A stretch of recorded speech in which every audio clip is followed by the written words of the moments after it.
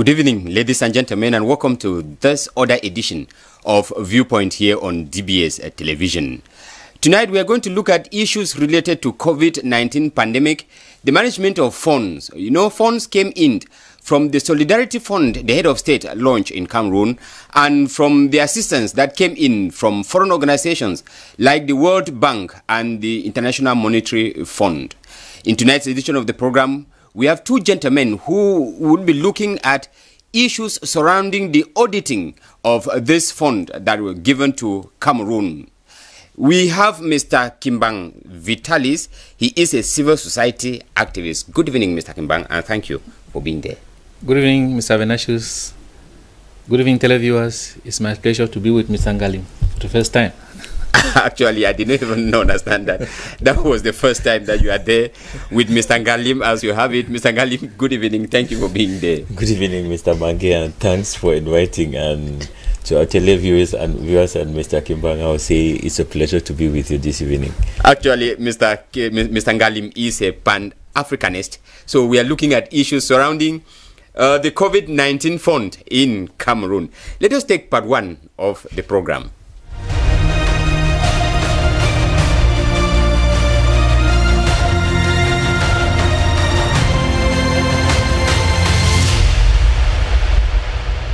We begin with question one, Mr. Ngalim. COVID-19 funds in Cameroon, management crisis or bad faith from those handling the fund? It is sheer bad faith. Sheer bad faith. He says it is bad faith. Mr. Kimbang, bad faith or management crisis? I think I share the same opinion. Bad faith. Okay. Now we take question two, Mr. Kimbang. Can the government effectively audit the funds used by government ministers? Yes. Mr. Kimbang says yes, government can. Mr. Ngalim? I think I will stay outside the fence. Government cannot. Government cannot. Let us take part two to hear them talk to us.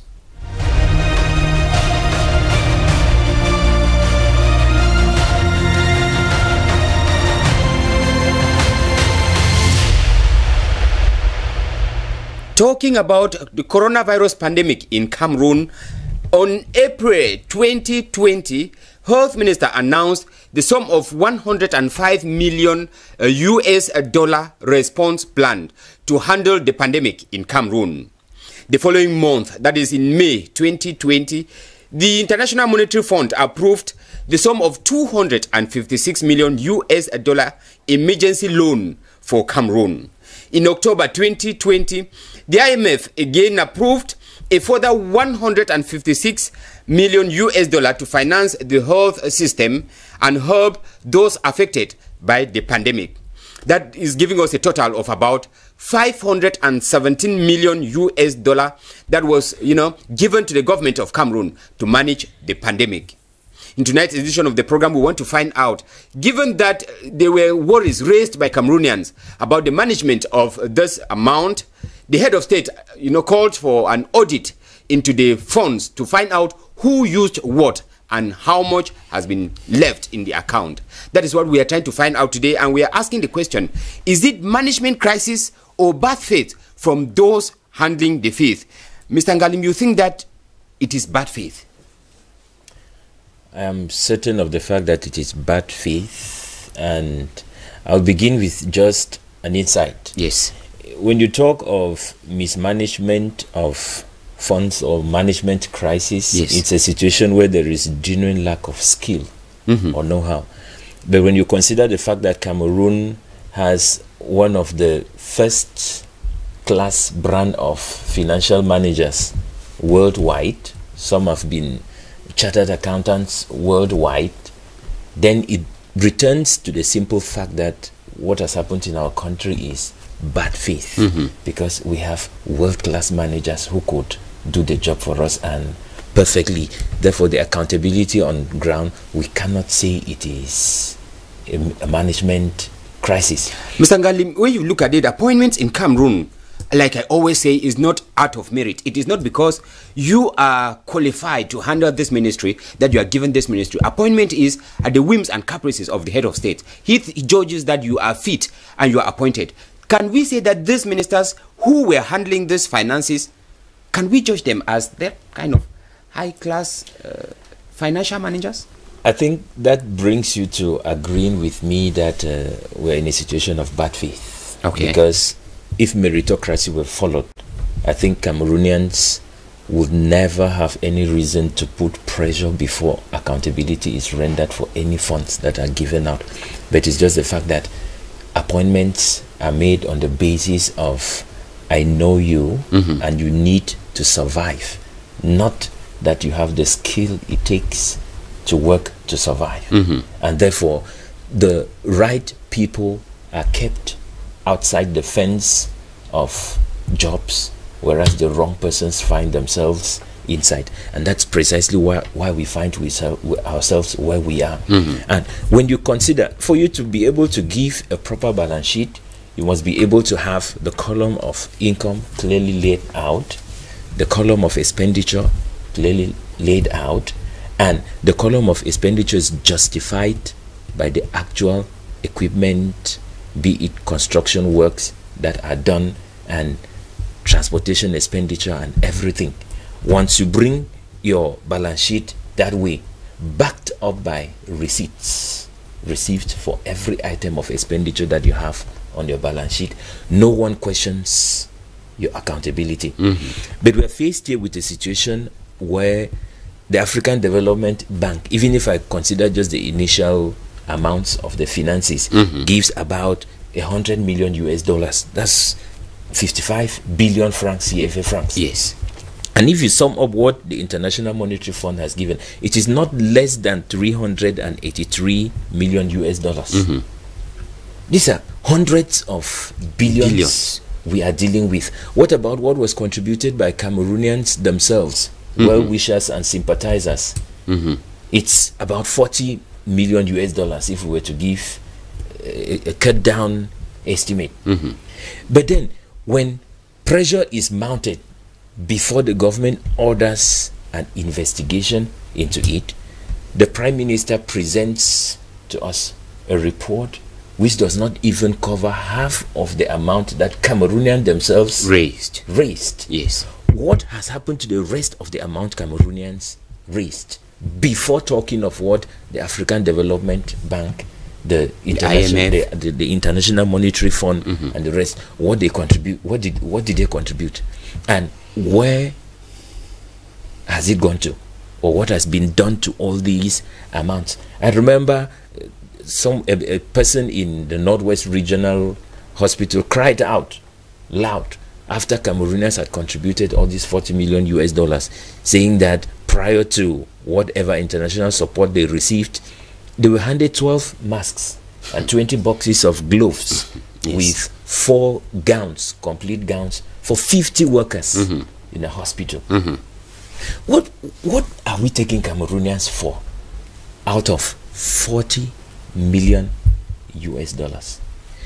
However, the same hospital accepted having received about 7,000 US dollars, which they used in buying oxygen machines. Oxygen machines. There, we can even justify the amount of money they received. Okay, but what about the presentation from Yaoundé itself, which is a huge sum of money, about 10 billion, was given to lift the face of 3 hospitals in Yaoundé. The General Hospital was among them. And one of the investigators reached there 2 weeks after the minister's presentation. And the only new thing found in those hospitals since their construction were tents put outside to receive COVID patients. Yes. And the notice at the General Hospital was, this hospital can no longer receive COVID patients. What about the huge number of billions used in uplifting the faces of those hospitals, the face which has never been uplifted?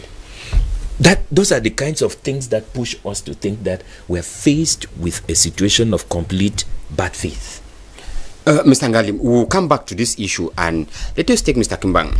We were faced with a pandemic that we have never faced, and one could conclude that these ministers were, in a panic mode, because each ministry was struggling to see how to, play its own role in controlling the spread of the pandemic. Remember, handling the pandemic was not only within the circles of the Ministry of Public Health. Ministers like the Minister of Tourism was involved. Minister like the Minister of Communication was involved. All this put together. Yes. So yet we are not able to account for the money we spent, and that's why you are still of the opinion that it is sheer bad faith. Yes. Good evening once more, all the televiewers. What transpires in Cameroon is that people think that there are some particular people who should be called the government. Everybody should contribute to build up what we call the government, because there is this sheer lack of will for people to work for the good of a country. Because we have a tendency where someone says, after all, it's government property, I can misuse it and nothing will happen to me. That is what is really happening. It's not that people don't know how to manage things. They know how to manage very well. But since they know that it comes from the government and government does not care, people do whatever thing they like. For example, this is not the first instance where we are having this problem of mismanagement. During the construction of the Japoma Stadium, we had a problem where it was said that a trip of sand from River Wuri or River Sanaga? Imported by border. Yes, a trip of sand. Yes. Cost 700,000. Yes, something of that nature. Yes. This is a clear proof that people don't take. And it was justified. Yes. And nobody raised a question. That's what a bag of cement that cost 4,200 was sold here about 60-something thousand francs. When Mr. Ngalim was saying that for any government expenditure to be justified, we must have an expenditure column, income column, and the rest, and with back of receipts. That can never help us. You understand? Yes, because people who go to buy those things, they negotiate with the sellers and they inflate the prices on the receipts. But Mr. Kimbang, please let me come in. You have brought a very palpable example. Yes. A situation where a bag of cement is 4,200 francs. Yes. And then I come in to inspect your account and you give me a receipt that says a bag of cement is sold at 16,000 francs. And I accept. It means I am not normal myself. Mr. Manga, is a chain. Yes. It's a chain. Okay. Yes. Part of it will also come to me. Very good. It's like before you come, this is what we call chop. Let me put in yes. This is your own share. This is my own share. Sign this. And you have the mandate to defend me. And what will be read in Yaoundé is the final report that you are going to take there to Yaoundé. So if for Cameroon to properly manage its resources or manage whatever being given to Cameroon, we need Christians, believers, those who fear God. Because if we don't have those who fear God, even if we bring the finest accountants on earth, there will still be corruption. There will still be corruption. Mr. Kaman, let us extend beyond here to Yaoundé. The person whom I would take the report to and read to in Yaoundé, when he sees or hears that a bag of cement is 60,000, 65,000 francs, and he accepts so, and his own share of the money is given, so he will be forced to accept. It's not like we have the gendarmes and the police on the road. Do you think that the people in Yaoundé don't know that gendarmes and police are standing on the road? They know it, and every day they say, no, corruption is not good, but they know that these people, they are standing on the road, and the dividends from the corruption is shared right to the top. So it is very difficult to control them, to control anything that concerns the government, because at each and every point, people they fall out from the proceeds of corruption is shared among those who are supposed to control those things. So that's why I'm saying that for us to have a society where we will be able to account for everything that we have used, we must have God-fearing people in Cameroon. If not, there is nothing that we can do. God-fearing people right up to the top. Yes. Mr. Ngalim, we'll come back before we take question 2, and we are asking the issue of this management crisis. Do we not consider that because so many people were involved in the management, that is why the head of state had to say that mismanagement has been, in this fund? The head of state has to take it back into the presidency and create a task force to handle it, because so many people they are proved not to be effective. I love the mention of the task force. Yes. To attempt to correct what has been termed mismanagement of the funds or mismanagement crisis. I think it brings us back to what Mr. Kimbang just reminded us of, about my request that a balance sheet be presented with incomes, expenditures, the items backed by receipts, and he said that would not be effective.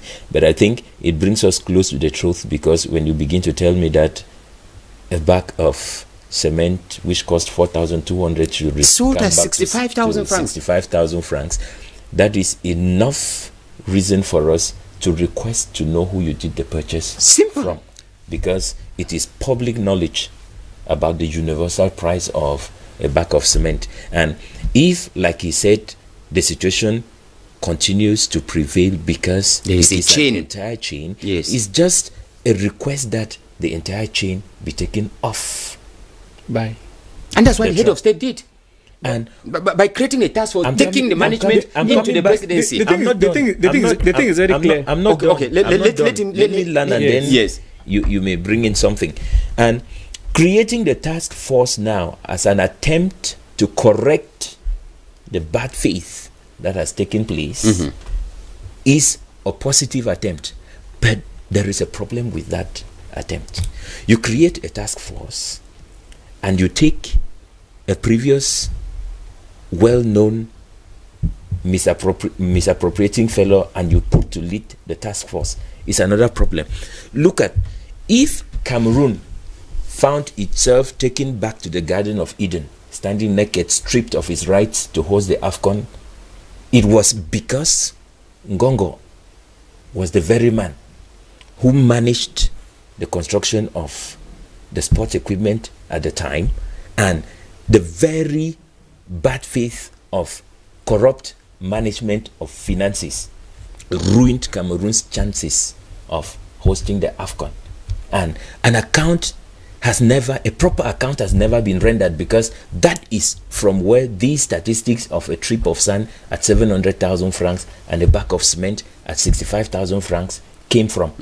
Justice has never been brought to bear on him and his crew.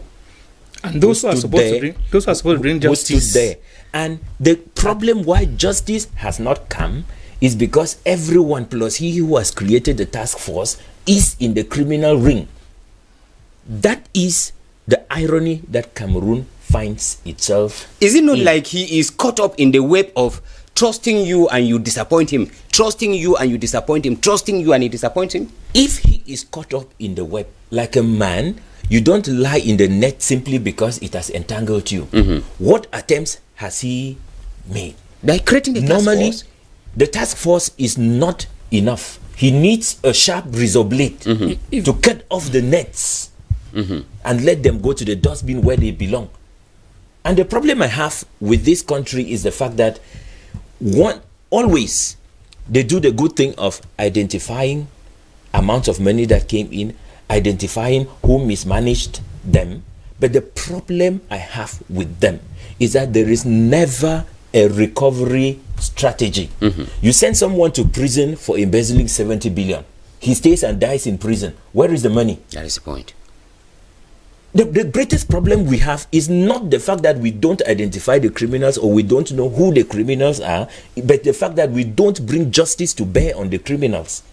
Okay. And I think if the chain cannot be cut, is because Cameroon has refused to liberalize the power that the three wings of government are supposed to wield individually and independently. It is talking about this, the division in power. Mr. Kambangda, I want to take question 2. That's why we are asking, can the government effectively audit the funds used by government ministers? And Mr. Kambang, taking from what Mr. Ngalim is saying, that's why I wanted to ask, if there is this chain that exists, a chain that we say is wanting, what is the place of the parliament? Because those involved, they will not be able to corrupt right up to corrupting parliamentarians. Can parliamentarians not bring back to, you cited an issue of, the construction of the sports facility.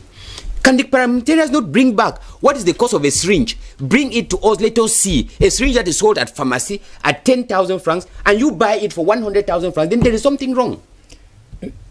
The thing is that our parliament, I'm sorry to say, it is not as strong as we have in other countries, because it's just like a one-party system. Yes. And once you're in parliament, you have to respect the party discipline. And most of the times, those who are caught in this web of corruption are those who belong to the party. And so for them to crack down on those persons is extremely very difficult. So it is not very easy for them to crack down on them. Notwithstanding, government can still control the funds.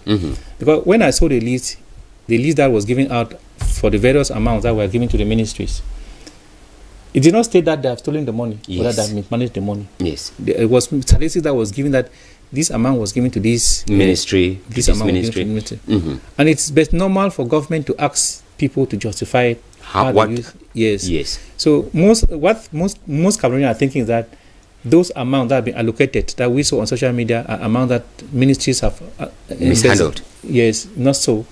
It is at the end of the audit that we are going to know who embezzles what. Yes. And so if we have a strong team that goes out, I think we are going to have a good result. And those who are involved into it, if we have honest people who are going out for the audit, those who are involved into this corruption, they will be brought to book. But for now, I want to say that Cameroonians should know that those amounts that we saw on social media, those are just the amount that was given to each and every ministry to manage. So we are still waiting. But from every indication, there is a possibility that these amounts were mismanaged. Because if you go to most government offices, you begin to question and ask yourself, they say that this amount was given to this ministry, this amount was given to, what are the measures? What are the how did they use the money? Yes, because where are items? Can we trace where the money, how the money was used? For example, I have been to some universities, and I heard that they gave at least $1 billion each to state universities. But I've been to some universities where you see the they buy a savon for 250 and you see that into 4. And so I begin to, you don't even have hand sanitizers around the campus. So I begin to ask myself that this amount of $1 billion that was given to this institution, what did they really do with it? Meaning that surely this amount must have gone into people's pocket. And it is very, very certain, because Cameroonians are good at taking advantage of any situation. Yes. Yes. Since they know that it's government money, people feel that they can use it as they like. So I'm just praying that those who have gone out to do the audit, they should do it with God-fearing hearts and bring good results, so that those who have mismanaged the funds can be punished. Because this is a matter of health. This is a matter of people dying. Life. So you cannot take people's life and make money out of it and play with it. So I want to pray that those who have gone out for audit, let them bring us good results, so that we can know how to punish these culprits. Mr. Ngalim, Mr. Kimbang is praying that we should have a positive feedback from the control auditing team. You know, papers indicated at the beginning of this week that Yaoundé is in panic mode, because everybody is afraid. In Yaoundé, you don't know where the presidential prop would go to. But you think that they cannot be able to audit the amount? Permit me use the words of Akere Mona some time back, saying that if you go to the stream to fish, and then you send the fish to go and buy the hook, it's like you can imagine what is going to happen. Yes. It takes me just to the fact that if I have to audit you for, like Mr. Kimbang said, suspected mismanagement of accounts, and I send you to audit yourself, the results I expect are never going to be hardly come from. It's like taking a thief and putting him in the dock, and then you take his companion to stand as a judge to judge him. The results will obviously be positive. Of course. But what we're saying is, if the Prime Minister, after an auditing, could give a financial statement which does not reach up to the $40 million that Cameroonians themselves contributed, and we are expecting the same government to be able to give us an account of close to 200 and something billion. I think we are hoping for something we are never going to find. But Mr. Ngalim, the pandemic is not yet over. The government's strategy of handling the pandemic is still ongoing. So it is not possible for the government to give us an exhaustive kind of complete, feedback on the management, because in as much as we are still speaking, government is still on the field, trying to use it. So could we not think that the statistics we had were as of when the Prime Minister was giving it, that's where expenditure was at that moment, because they cannot give it all? The truth is, the crises are still on, but I'm afraid it has been a well-known history of this government. They always run out of means, they run out of strategy before any crisis is up to 75% managed. And as long as we don't announce all funds received publicly, announce all expenditures made, and an inventory is made with receipts, not by the same government, but by an independent, and I'm afraid to say, international independent body. Yes, because our parliamentarians, like he said, or call them the senators, they are eating from the same dish, and they cannot poison the dish from where they are eating. And let the three wings of government be able to run independently, and one can bring the other to be answerable for whatever they do. I'm afraid Cameroon may never go out of this bad faith of mismanagement, corruption. Okay, yes, Mr. Kambang, we are rounding up. One thing I want to say is that when you look at the amount that they say they have given to Cameroon, you don't see it reflected on the field, because I thought that Cameroon government was even going to provide even these common face masks for free for the downtrodden. No, but we had them. We had administrators, we had DOs, distributing, governors distributing, ministers distributing face masks. Ambitions were for Cameroonians, not for governors and ministers. Those are the only ones who If you come to a village of 1,000 people and you give 20 face masks, are you saying that people should grow up and be using the face masks, or what are you saying? Yes, because it is very funny. I've not seen this face mask was supposed to be shared for free for each and every citizen. It was just like putting here, people go and pick it. Yes, but I'm surprised that we are just calling amount billions, and when you go to even government offices, you don't find anything. Even you go there even to have face masks in government of hand sanitizers in government offices, they are not found there. But we are just being told that the pandemic is still going on. Going on where? Okay, now, but then, Mr. Kambang, in less than 30 seconds, we want to find out, is there anything the government can do so that we have a positive kind of result from this inventory? It is going to be very difficult, considering the fact that Cameroonians are what we are. Is that the chain of corruption cannot be broken now, because corruption in Cameroon is not more a physical thing, but it's a matter of ideology. It's something that is mental. So to remove it out of Cameroonians now is extremely very difficult. So we cannot expect positive results from what is going to happen.